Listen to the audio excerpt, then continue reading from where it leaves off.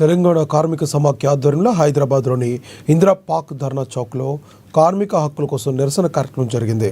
కార్మికుల సమస్యలను ప్రభుత్వం వెంటనే పరిష్కరించాలని టీకేఎస్ నాయకులు కోరారు. అసంఘటిత రంగ కార్మికులకు తక్షణమే గుర్తింపు ఇవ్వాలని వారు డిమాండ్ చేశారు.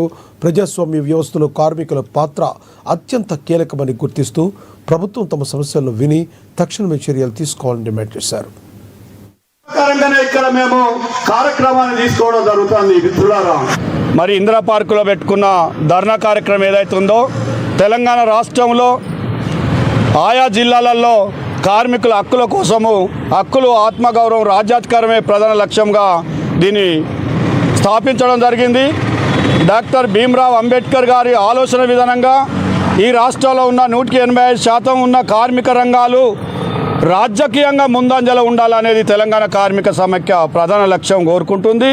అదేవిధంగా స్వర్గీయ ఇందిరాగాంధీ, భారత ప్రధాని ఇందిరాగాంధీ గారు కార్మికులకు గ్రామీణ ప్రాంతాలలో నివసించుతున్న వారికి 5 ఎకరాల భూమి ఇచ్చి పేదలకు 2 గుంటల భూమి ఇచ్చి వాళ్ళని ఆదుకున్నది.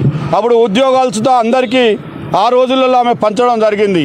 ఇప్పుడు తెలంగాణ కార్మిక సమాఖ్య ప్రధాన డిమాండ్ ఏంటంటే, అయ్యా రాజకీయ పార్టీ రేవంత్ రెడ్డి ప్రభుత్వం ఏదైతే ఉందో విద్య, వైద్యం, ఉద్యోగాలు, ఉపాధితో పాటు కార్మికులకు పారిశుద్ధ కార్మికులు ఈ రాష్ట్రంలో అనేకమైన పారిశుద్ధ కార్మికులు కానీ చెత్త బండ్లను ట్రాన్స్ఫర్ చేసే వాళ్ళు కానీ ట్రాన్స్పోర్ట్ నడిపే వాళ్ళు కానీ అనేకమైన రంగాలలో కార్మికులు పనిచేస్తున్నారు.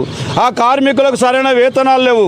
వేతనాలు రాష్ట్ర ప్రభుత్వం కేసీఆర్ ప్రభుత్వము 10 ఏళ్ళు తెచ్చుకున్న తెలంగాణ రాష్ట్ర ముఖ్యమంత్రి అయ్యి 10 ఏళ్ళ పాలనలో వాళ్ళ సంపద పెరిగింది. తక్షణమే పర్మనెంట్ చేసి మీరు ఇది తీసుకోవాలి.